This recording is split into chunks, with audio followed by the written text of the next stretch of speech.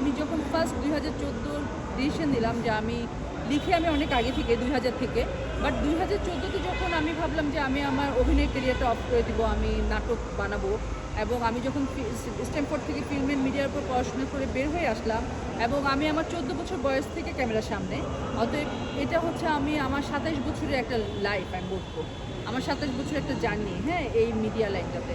তো সেখানে আমার পড়াশোনা এডুকেশনাল বলেন, প্র্যাকটিক্যালি বলেন, থিওরিক্যাল বলেন, সব দিক থেকে আমি নিজেকে তৈরি করেই আমি এই লাইনটাতে এসেছি।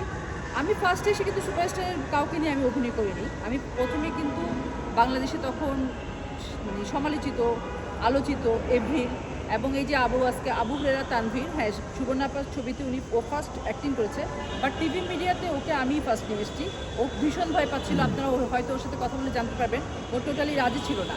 নেক্সট টাইম কেয়া পায়েল দীর্ঘদিন মানে অনুপস্থিত ছিল, কেয়া পায়েল তখন কাজ করে না, বোধহয় চ্যানেল আয়ের কোনো একটা কাজে একটা মুভির পরে আমি এই কেয়া পায়েলকে, সজলকে দিয়ে ফার্স্ট আবার নতুন করে কেয়া পায়েলের যাত্রা আমি শুরু করলাম মুক্তাল মার্চ দিয়ে, সজল আর কেয়া পায়েল, এই সজল কেয়া পায়েলের সেকেন্ড কামব্যাক। আর এবার আমি এই যে আগামীকাল থেকে একটা শুটে যাচ্ছি, সেখানেও আমি একটা নতুন মেয়েকে লঞ্চ করার চেষ্টা করছি। আমি আসলে চাই নতুন নতুন, যেমন তানভীর হুরেরা, হ্যাঁ, সুবর্ণা এনেছে, বাট আমি টিভি মিডিয়াতে আমি আনলাম, এপ্রিলকেও আমি আনলাম।